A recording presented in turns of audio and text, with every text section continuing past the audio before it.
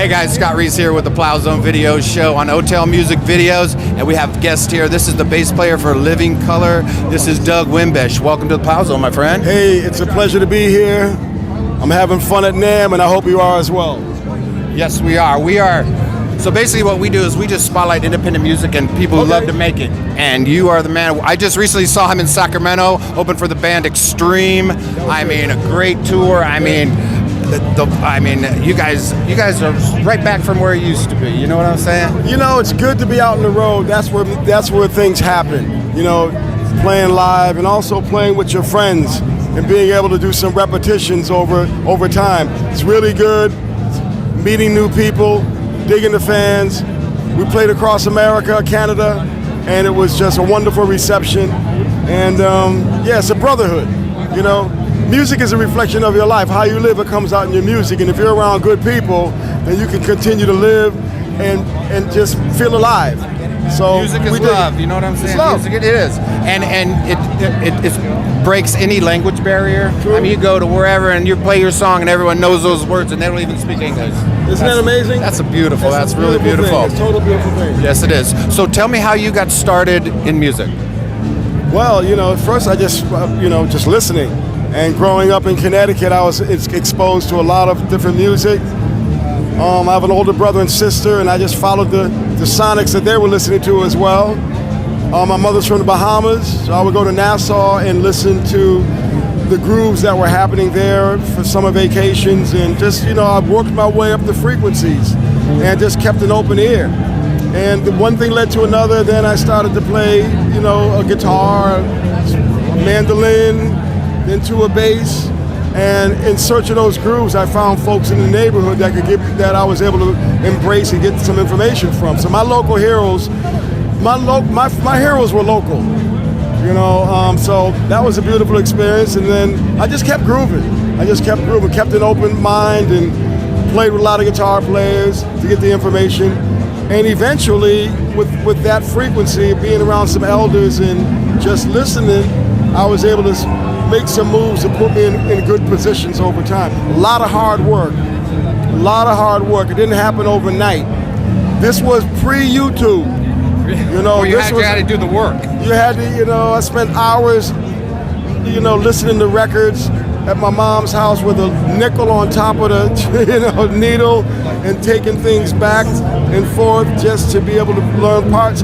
But that's how I started to groove. So listening to a lot of music, being exposed to a lot of music was great, but also just keeping an open mind, not getting caught up with musical police officers who thought that you gotta just stay. Yeah, you gotta stay in your lane. Stay in your lane. Do that. So be mindful of the frequencies that people give you.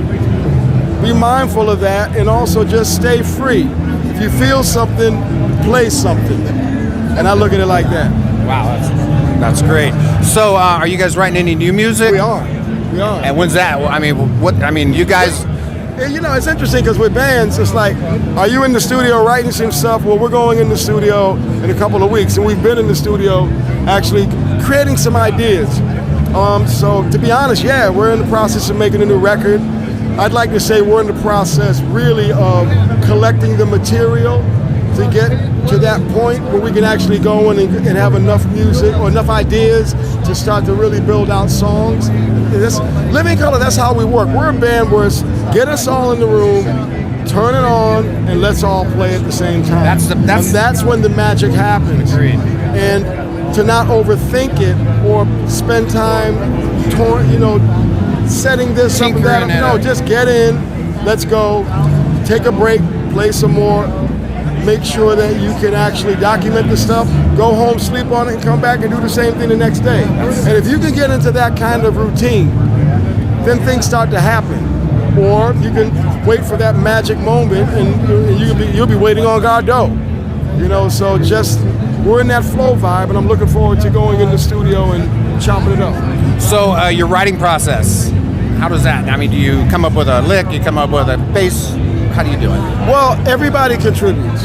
So, I might have some ideas that I put together just at home, just playing some stuff on my iPhone. So I have memos of grooves, riffs, 4 bars, 8 bars.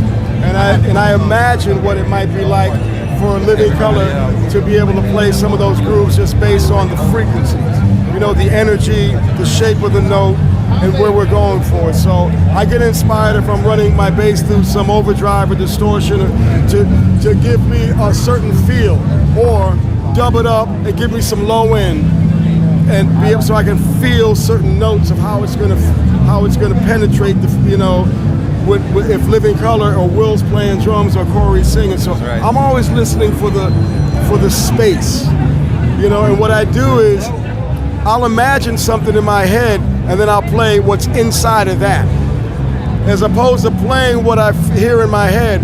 What about playing in the space of that to give me some ideas? Nice. It's just, you know, just different ways to keep myself engaged and not get caught up in a cul-de-sac of a, you know, it's got to be this way or that way. No, man, you never know. You never know what's going to happen. But the thing is, I got to walk over to my instrument every day and pick it up. It's not going to walk over to me. So if I can pick the instrument up and start to play around with it, then, you know, I mean, that's I'm where happy. the magic happens. I'm happy. That's where the magic happens, when you just create something out of thin air on a bass or a guitar, and then you're like, let's add that for a song. Let's do that's creative. But you know what I like? I like to do. I like that's the vibe. But with Living Color, I'll ask, hey Vernon, what do you hear for? You know, what do you hear? Not even for a bass line. What is your frequency like, or that you're hearing at the moment, right now? Don't think about it. I'll take an iPhone. I'll put it right up next to. Just play some riffs real quick. 30 seconds. Stop. Another one. Another one. Another one. Okay, Corey, what do you hear? You know, if we're trying to get ideas down, we'll play something. We'll just put ideas down, stack them, then take a breather, go have some dinner, come back, and then listen. And then that way you're kind of like can get to the right waveform. That's true. That's so true, man. That writing music is, I think, probably one of the funnest things, because when you're done, you're like, look at that. Look what we just created. It's given to the world. It's like, that's something that didn't exist before the day, and then that evening something has appeared. And it can be very healing. At the same time, it could be something that you have maybe what you wanted to do, you didn't get, it didn't happen. But something still happened for somebody. It's not about you. It's making sure that everybody's involved in the process. And that's very important. You know, so I've learned over the years to just step back. You're a bass player. Listen, take the time, take a breath, and then just let it happen. Mistakes and all.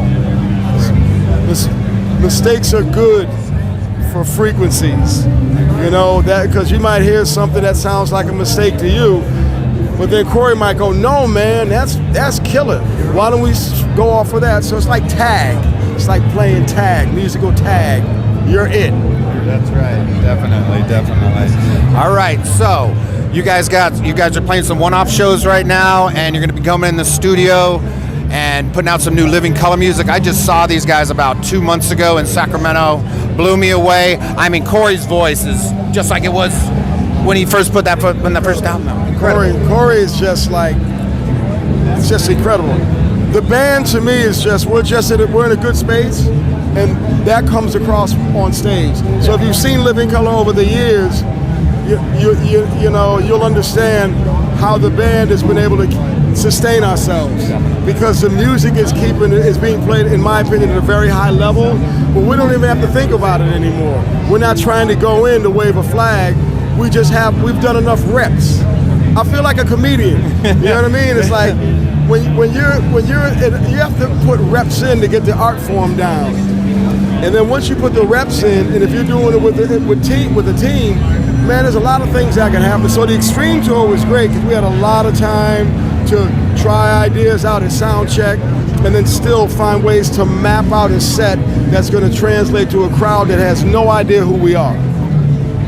I know who you were. Go be uncomfortable, and then find a way how to make yourself comfortable by just listening and watching the room and having conversations and organizing things so that you can keep connecting to your fans. That's right. It's all about the fans. It's all about the fans. It's all about the fans, and definitely interviewing Doug here, we can tell it's all about the fans and the music. Hey, man. Without them, without y'all, hey man, it's just blank space. It's not even a waveform. It's just something in the past. All right, if our audience wanted to get a hold of you, how do we do that? Well, you can go to DougWimbish.com, cards, and there you will see the complete discography of what I've done over the years from 1974 forward, from all the years at Sugar Hill Records to working with Mick Jagger, Jeff Beck, the Stones, Madonna, Annie Lennox, Seal, on that level, to Busta Rhymes to Lauryn Hill. I'm learning stuff right now about you. Okay, go to DougWimbish.com because there's a history that's embedded in there, and you'll get a really good idea of what I have done over the years, outside of some of the things you might just be familiar with. Yeah, exactly. Yeah, obviously. But I mean, okay, we got to jump back a little bit. 73. Who were you playing with? 73. 73 is when I really started to kick it. I was working with a band. I started with a band by the name of Wood, Brass, and Steel. Okay. And they were based out of Hartford, Connecticut. Some of the musicians were from Ohio.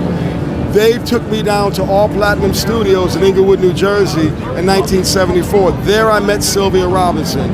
Then we did a couple of records, and it was in 1979, that same woman, Sylvia Robinson, discovered the Sugar Hill Gang. And then Sugar Hill Records appeared, and from 74 to 79, I became a studio musician at All Platinum, and then it's the same studio, just transitioned with a new name. So by 1979, I was pretty seasoned in knowing how to record. So when it came time to make these records for the rappers, I had to learn the art of translating what a rapper's hearing, because it didn't come by way of like a scale or a note. It came by way of a feel, and you had to read the frequencies that they had of how they're feeling the beat. It wasn't about how fancy you could play. They didn't care about any of that. It's like, can you tap your foot off of it, or is it going to rock the house? Is it going to make a crowd move? So I learned the art of dissecting how a rapper hears stuff and putting that into something that we could actually translate between the rhythm section, which was Keith LeBlanc on drums and Skip McDonald on guitar. So that was an art form. So Grandmaster Flash and the Furious 5, the Funky 4+1, the Sequence, the Crash Crew.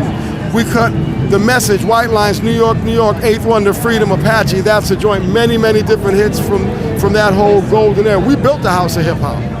Wow. We built the house of hip hop. So this is things that people may not know because the arc's over. So if you really want to dig deep, check it out. And while you're doing that, check out my new offering of some Doug Wimbish hot sauce. So get some chicken down your neck. Go to my website, DougWimbish.com. Start from 1974 and work your way all the way up. And these hot sauce bottles are going to be able to enhance your frequency. So have some fun. Some funk and some chicken. Funk and chicken.